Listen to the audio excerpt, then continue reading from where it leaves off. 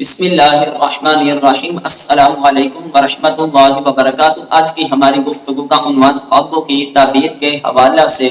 کہ اگر کوئی انسان خواب میں گھر کو دیکھتا ہے یا گھر بناتا ہے یا گھر کو خریدتا ہے یا اس نے بڑا وسیع گھر دیکھا یا ایسا گھر دیکھا کہ گھر میں ہر طرح کی گھریلو سہولیات موجود ہیں یا ایسا گھر دیکھا جو بہت تنگ ہے یا ایسا گھر دیکھا جو ویران ہے یا ایسا اس نے گھر دیکھا کہ اس کی چھت گر گئی ہے یا اس کی دیوار گر گئی ہے یا پورا مکان ہی گر گیا ہے یا گھر کا بعض حصہ گرا ہے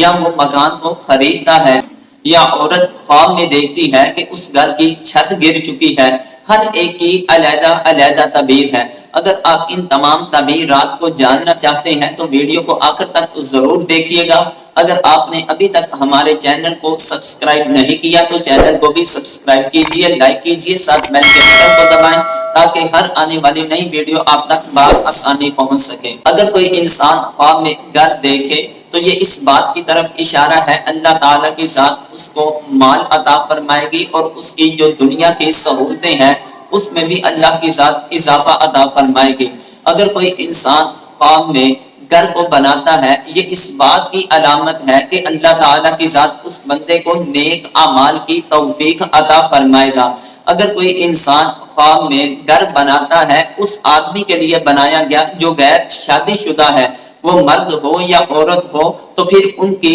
یہ شادی پر علامت ہے کہ اللہ کی ذات ان کو نکاح کی نعمت سے مالا مال فرمائے گا۔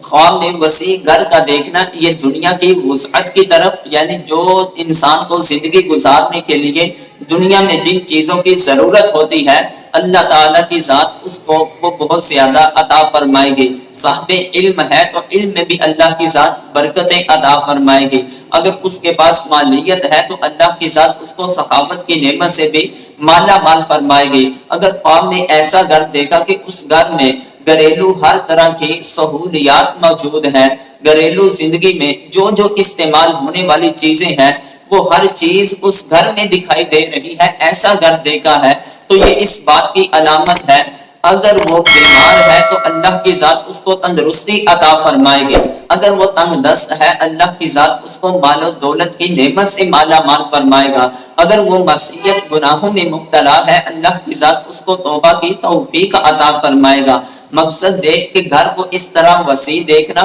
گھر کو تمام سہولیات کے سمیت دیکھنا، یہ خواب کی تعبیر انسان کے لیے بہت ہی اچھی ہے۔ اگر کوئی انسان خواب میں اس طرح دیکھے کہ وہ گھر بہت تنگ ہے تو یہ اس آدمی کے بخیل اور کنجوس ہونے کی علامت ہے۔ اگر کوئی انسان خواب میں گھر بناتا ہے تو یہ نیک اعمال ملنے کی توفیق ہوتی ہے۔ اگر کوئی انسان گھر کو بہت ہی ویرانگی کی صورت میں دیکھتا ہے تو یہ اس کی بدعمالیوں کی طرف اشارہ ہے کہ اس کا گھر ہی اس کی بدعمالیوں کی وجہ سے اس پر تنگ ہوتا جا رہا ہے، اس پر ویرانگی والا سبب بنتا جا رہا ہے۔ اگر کوئی انسان خواب میں دیکھے کہ اس کے گھر کی چھت گر گئی ہے یا اس کے گھر کی دیوار گری ہے یا پورے کا پورا مکان گر چکا ہے تو یہ اس بات کی علامت ہے کہ اس گھر کا سربراہ جو ہے یہ اس کی موت ہونے کی علامت ہے، یا مکمل گھر تو نہیں گرا، اس کا بعض حصہ گرا ہے، یہ گھر میں پریشانیاں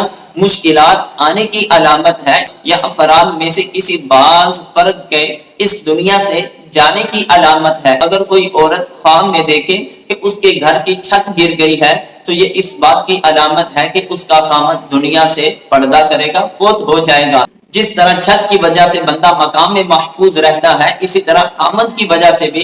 عورت بالکل محفوظ رہتی ہے، اس کی عزت محفوظ رہتی ہے۔ تو گویا چھت کا گرنا یہ عورت کے لیے اس کے خاوند کا سایہ اس کے سر سے اٹھ جانے کی علامت ہے۔ اگر کوئی انسان دیکھے کہ اس کے گھر کی دیوار گری ہے، اب اس کے گھر کی دیوار اندر کی طرف گری ہے تو یہ اس بات کی علامت ہے کہ گھر میں پریشانیاں آئیں گی، مشکلات آئیں گی۔ گھر کی دیوار باہر کی طرف گرتی ہے تو معبرین فرماتے ہیں گھر کے مالک کا یا کسی اور کی موت کی طرف اشارہ ہے، اور بعض علماء یہ بھی فرماتے ہیں یہ اس بات کی علامت ہے کہ اگر وہ گھر کا سربراہ کسی سفر پر ہے تو خیر و عافیت سے وہ واپس لوٹ آئے گا۔ اگر کوئی انسان خواب میں گھر کی دیوار کو تعمیر کرتا ہے یہ اس بات کی علامت ہے کہ اس گھر میں جو بچے اور بچیاں ہیں ان کے لیے نیک رشتہ آنے کی علامت ہے۔ اگر گھر کی دیوار خود بخود ہی شاک ہو جاتی ہے، دو ٹکڑے ہو جاتی، پھٹ جاتی ہے،